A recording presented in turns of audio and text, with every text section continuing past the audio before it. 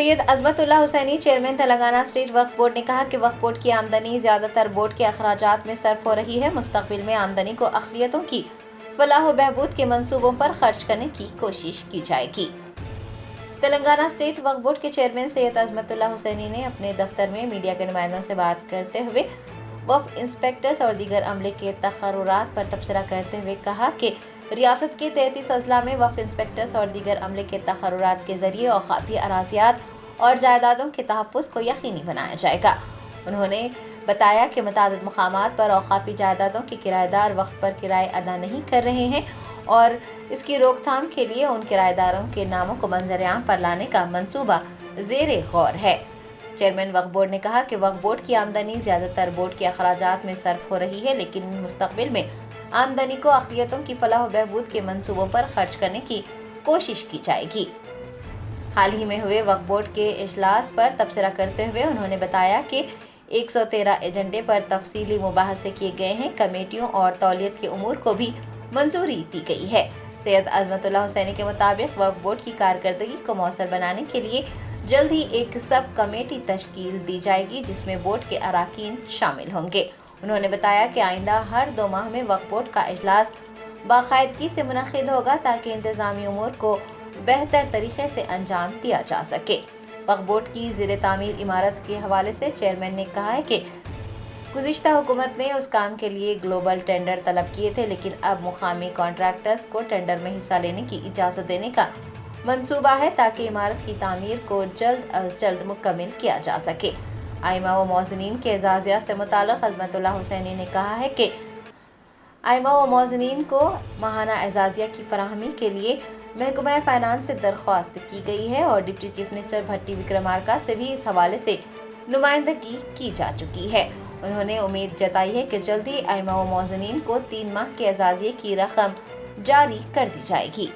जवान बेरोजगार बहुत है, उनको मौका देना चाहिए कि ताकि जो ऑलरेडी रिटायर है उनको कम से कम मौका दिया जाए। वो मेरा अपना एक सोच है, वो उसको उसी की वजह से हम अभी रोक के रखे हैं। नए तखौरात अभी कुछ हुए नहीं।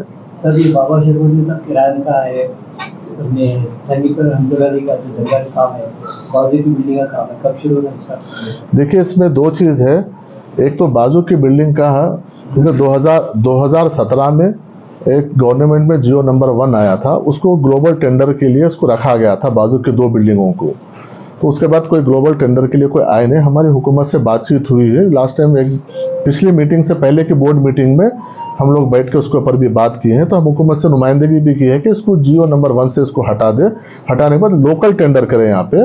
लोकल टेंडर करने के बाद तो हम जो सीधी हाथ की जो स्लैब्स पड़े हुए हैं, स्ट्रक्चर बना हुआ है, वो बिल्डिंग के लिए हम किसी न किसी को हम बातचीत कर रहे हैं। जो ओपन एरिया है लेफ्ट साइड का, जो ओपन पार्किंग का एरिया है, उसके ऊपर अभी कुछ, क्योंकि उसका कोर्ट में केस चल रहा है। जो जिसके पास से हम ज़मीन लिए थे, एक्वायर किए थे, वो लोग उस टाइम पे है सो लोग अपने आप अंडर प्रोटेस्ट वो लोग अमाउंट लिए थे, बाकी का अमाउंट वो लोग नहीं लिए थे। तो अभी फिर वो कोर्ट को जाके हमको ये कंपनसेशन जो गवर्नमेंट हुकूमत की जानिब से दिया गया वो कम है, इसको ज़्यादा चाहिए। तो वो कुछ कोर्ट का फैसला होने के बाद फिर आगे हम उसको भी, लेकिन हम जल्द से जल्द उसको करेंगे, क्योंकि वो एक प्राइम लोकेशन पर प्रॉपर्टी है। अगर उसको किसी न किसी को हम डेवलपमेंट के देते हैं तो उस पर वक्फ बोर्ड की आमदनी में उसमें इजाफा होगा। हम उसमें लगे हुए हैं इंशाल्लाह।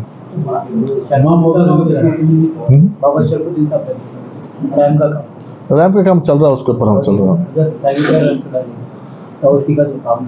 हाँ वो उसमें 2 चीज़ के ऊपर भी चल रहा है। उसके ऊपर एक डेवलपमेंट कमेटी के ऊपर हम उसको परसों बोले हैं। डेवलपमेंट कमेटी को उसको हम रिफर करके उसको इमीडिएट रिपोर्ट देने के लिए हम बोलेंगे उसको। बिल्डिंग में पूरा सप्लाई कंपनी का सामान रखा हुआ है, 35 लाख रुपए ड्रा हुए कमेटी। तो क्या वक्फ बोर्ड को इसका इल्म है, वो कहाँ खर्च हुए? मस्जिद आलिया के उसमें एक इशू ये है कि कुछ लोग, हम उसके एक टास्क फोर्स को रिस्पॉन्सिबिलिटी दी है उसकी इंक्वायरी के वास्ते। उसकी कमेटी को भी रोके हम इसको इंक्वायरी के वास्ते हम दिए। रिन्यूअल की कमेटी की थी तो उसको रोके हैं।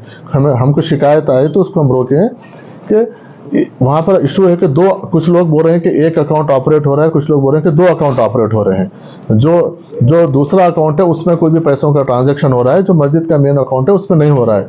तो हमको शिकायत आने के बाद हम उसको कमेटी को रोके हैं और उसको हम यहाँ पे एक इंक्वायरी कमेटी अपॉइंट कर रहे हैं। उसका इंक्वायरी डिटेल्स रिपोर्ट आने के बाद उसके ऊपर हम एक्शन लेंगे उसके ऊपर। सर कोहिमा में जमीन पहाड़ के पास जो एनकरेजमेंट सर उसके ताल्लुक देखिए वो कोई इमाम ज़मीन के पहाड़ी को हम परसों मैं और सीओ साहब हमारी लीगल टीम को सबको और जो शिया हमारे कम्युनिटी के जो लीडर्स हैं उनको बुला के हम परसों बात किए थे।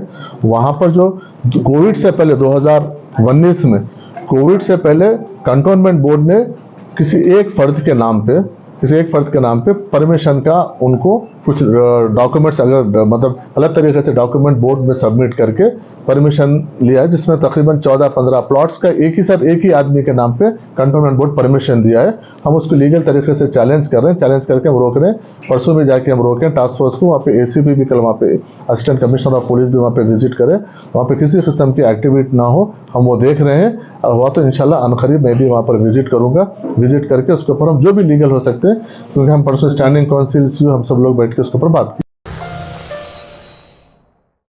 Germanton super speciality hospital national award winner doctor Mir Jawad Zar Khan, German trained senior orthopaedic surgeon and director, माहिर डॉक्टर्स डॉक्टर वासिफ आजम और doctor Bharavi Chanduri, senior cardiologist और दीगर डॉक्टर्स नुमाया खिदमत अंजाम दे रहे हैं। Robotic surgery, advance cath lab, MRI, operation theatre, ICU, 2D ultrasound जैसी सहूलियात से आरास्ता कॉर्पोरेट लेवल हॉस्पिटल, वाजबी फीस में हर मर्ज से शिफायाबी के लिए Germanton super speciality hospital, Attapur.